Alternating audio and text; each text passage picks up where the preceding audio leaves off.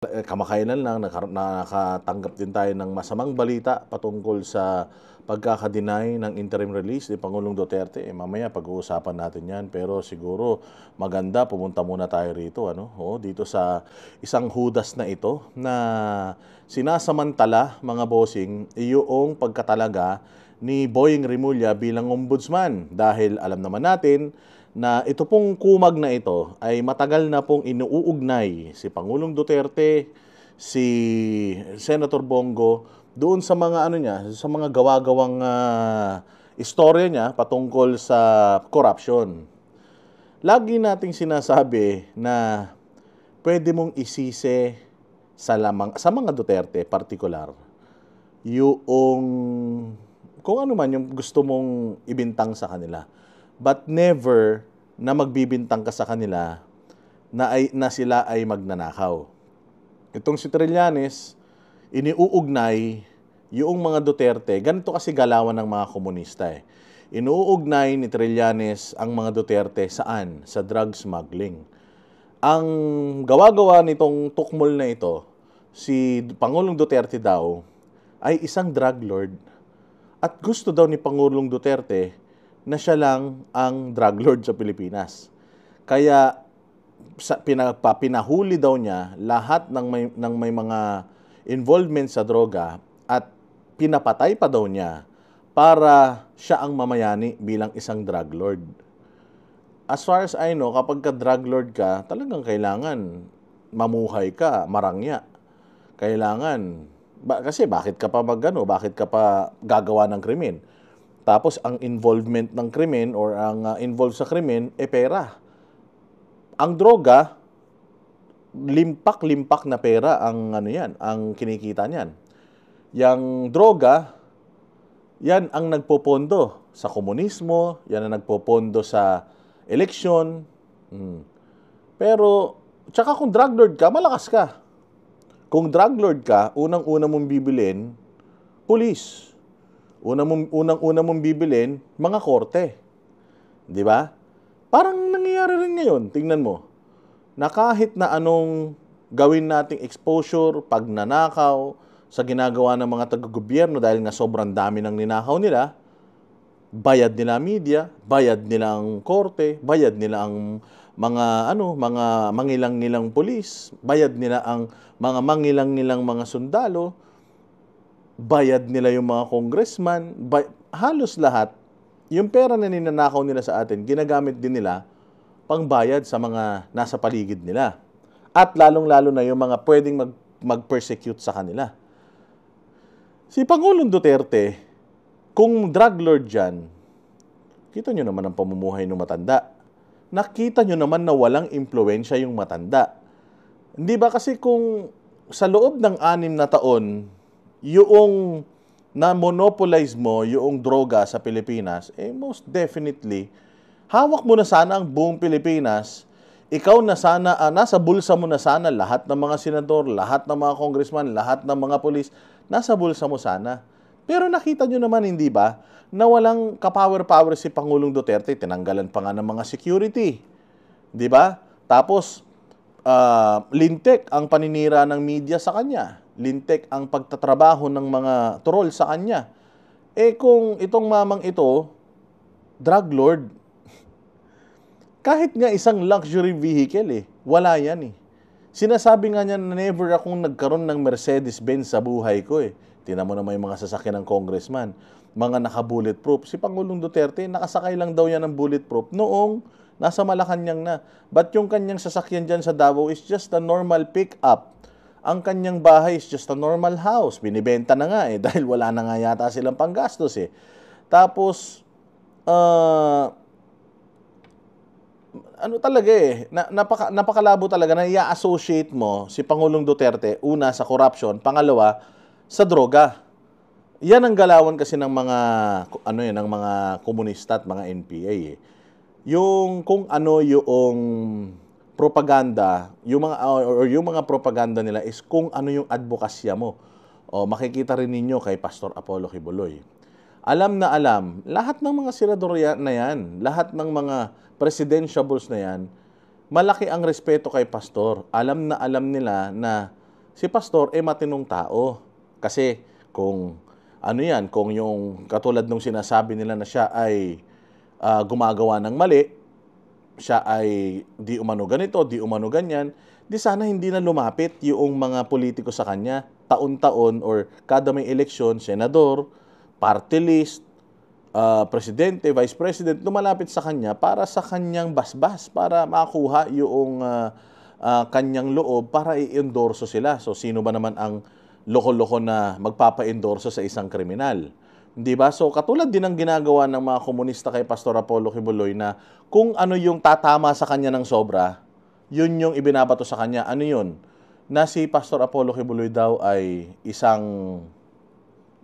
rapist. Na kung ikaw ay taong simbahan, yaan yung tatatak talaga sa pagkatao mo. Na kahit gaano katatag ang iyong loob, pag yan yung mga ibinintang sa'yo, kumbaga lahat ng bintang kaya mong tanggapin, pero yung bintang ng carnality, hindi mo yan matatanggap eh. Hanggang sa nakasanayan na nga lang, kasi nga, matindi talaga ang propaganda ng makakaliwa laban dito sa dalawang to, kay Pangulong Duterte at kay Pastor. They will not stop at anything or they will not stop at nothing. Itong mga ito, pipilitin nilang ipasok yung kanilang propaganda.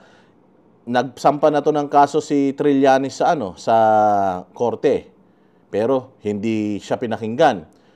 Noong si Pulong Duterte at saka si Baste, si Pulong at saka si Senator Bongo, inano na din niya, senador pa siya noon, nagkandak siya ng hearing.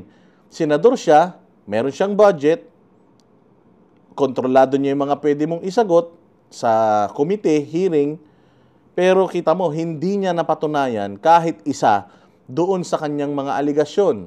Noong wala na siya sa posisyon, tumakbo pa siya sa korte. Hanggang ngayon, hindi pinapansin ng korte yung mga isinasampa niyang kaso.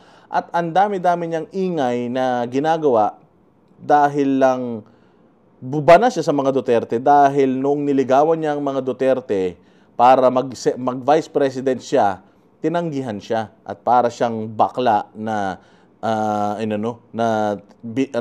tawag doon, binasted ng isang callboy. Ganyan ang ginagawa ni ni Trillanes, na pati ICC ginagamit niya, pati itong bagong pumosisyon na ombudsman na si Boying Rimulya ay feeling niya kakatigan siya, kaya sinasampa niya ulit or isasampa niya ulit yung kaso na yan. Laban kay Senator Bongo, kay Pulong Duterte, kay Manscarpio, at saka kay Pangulong Duterte. For how many years, yan na ang lumalabas sa bibig niyan, pero kita mo, may naniwala ba sa kanya? May naniniwala pa ba sa kanya? Sabi ko nga idikit pa rin natin kay Pastor Apollo Kibuloy eh. Si Pangulong Duterte, ang Davao City, sobrang gulo niyan. Napakaraming adik, napakaraming sindikato, may mga rebelde pa, pero nilinis niya yan. Galit siya sa mga kriminal. At kung totoo yung sinasabi ninyo na si Pangulong Duterte ay pumapatay ng mga tao na gumagawa ng mali sa probinsya niya, I don't think na kukonsintihin niya si Pastor Apollo Kibuloy, considering that Pastor Apollo Kibuloy is his longest friend. Yung kanilang friendship stemmed from maliit na na simbahan pa lang Kingdom of Jesus Christ, piskal pa lang siya, magkaibigan na sila. So marami di umano namamatay na mga kriminal sa Davao, and do you think na a person like PRRD, mahal ang mga kabataan, will tolerate someone, lalo na kaibigan niya, will tolerate yung kaibigan niya na nag-aabuso ng mga miyembro niya? I don't think so. And ganun din kay Senator Bongo. Do you think na si Pangulong Duterte, which is not corrupt, papayagan niya na si Bongo mangungurap? And kung ako naman si Bongo, nakita ko yung tapang ni Pangulong Duterte, galit ni Pangulong Duterte sa mga mambubudol sa Pilipinas, maglalakas pa ba ako ng loob na mangurap? Di ba? Parang tatay niya na si Pangulong Duterte. So, si Senator Bongo, walang utang na loob. Hanggang ngayon, kitang-kita nyo, pagka naghahatid yan ng kanyang mensahe para kay Pangulong Duterte sa Senado, kapag meron silang mga issue na nire-raise sa plenaryo, halos maiyak-iyak yan. Si Senator Bato, ganun din. So, kanino tayo maniniwala dito sa putang ina nito na hindi binoto ng mga taga-Caloocan, taga-ron na siya, ha? Hindi pa siya binoto. Ito ang paniniwalaan ninyo over Senator Bongo na nakita nyo yung insertion niya nung nakaraan. Hindi nila mabatikos yung insertion ni Senator Bongo. 'Di ba naglabas si Taberna ng mga insertion? O, kinwestiyon ba nila si Senator Bongo tungkol sa insertion niya? Hindi. Bakit? Kasi sa lahat ng mga senador na yan, si Senator Bongo, yung mahal ng taong bayan, kahit hindi mangampanya, mananalo, nag-number 1 nga sa dinayang eleksyon. Imagine, dinaya na yung eleksyon, nag-number 1 pa siya. So, ibig sabihin, alam ng taong bayan, nararamdaman ng taong bayan na si Senator Bongo nagtatrabaho para sa mga Pilipino. Ano yung mga nakalagay sa insertions niya? Meron ba siyang flood control project sa mga insertions niya? Wala. Yung mga insertions niya, lahat patungkol sa health because siya ang chairman ng Health Committee sa Senado. So, yung advokasya niya, yung mga amendments or insertions na ipinasok niya. Sabi ko nga sa inyo, kung may corruption si Senator Bongo, hindi si Trillanes ang maglalabas niyan. Ang maglalabas niyan, mga pinklawan, mga dilawan, mga loyalistang tanga, para maidikit lang kay Pangulong Duterte. Gagawin nila yan. But the fact na even dun sa insertions niya na worth 4 billion, hindi nagsalita ang media, hindi nagsalita ang mga dilawan, hindi nagsalita ang mga loyalista. It's because alam nila, Senator Bongo worked nung siya ay senador. So, hindi siya kurakot. Hindi yan katulad. I'm not saying Risa Ontiveros is corrupt. Kaya lang, nagkaroon tayo ng question mark kay Risa Ontiveros kasi dininay niya yung insertions and amendments niya. Naglabas si Anthony Taberna ng pruweba na meron talaga sang insertion. Kita mo, hanggang ngayon, si Risa Ontiveros, tikom ang bibig. Diba? Yabang-yabang yan. Pa-presscon kagad yan. Pa-interview kagad yan sa media. Pero hanggang ngayon, hindi pa ulit nagbibigay ng opinion si Risa Ontiveros tungkol dyan. Sino ang nagtatanggol sa kanya? Yan si Dilimang Tanga, si Chel Joc nung talunan, na kailangan mag-party list dahil kung yung pangalan niya, yung gagamitin niya sa pangangampanya, sigurado ko, mabubulok yung ipin niya, pati siya mabubulok, hindi siya mananalo. So, ganun ang sitwasyon pagdating sa issue na yan. Si Senator Bongo, may insertion, hindi nila pinaputok, kasi alam nila, kahit silipin mo, si Mr. Malasakit Center yan ang daming mga pinagawang mga mga proyektong ospital Noong kampanya nga niya, yun nga yung ipinagmamalaki niya sa tao nung nangangampanya siya bilang senador At naniwala ang tao sa kanya kasi alam ng tao na nagtrabaho talaga siya. So itong sinasabi nitong ugok na ito, itong sinasabi nitong bakla na ito, itong mahilig magkudita na supot naman, wala yan, hindi na dapat pinakikinggan yan. Hinighlight ko lang para makita natin kung sino yung ginagamit ng gobyerno ngayon para atakihin ang mga Duterte. Sino ang ginagamit? Ginagamit pa ba ang media? Sino pa ang kasapakat ng media na ginagamit nila? Yung mga recycled na issue sa dinami-dami ng ibinibintang nila kay Pangulong Duterte ni isa, wala silang maipakitang pruweba patungkol sa mga patungkol sa mga sinasabi nilang mga issues. So, ang talunan na senador na ito na sundalong kanin na mas bakla pa sa bakla, wag nyo na masyadong pinakikinggan to. Pwede naman siya, sige, mag-file lang siya ng kaso sa ombudsman, go ahead.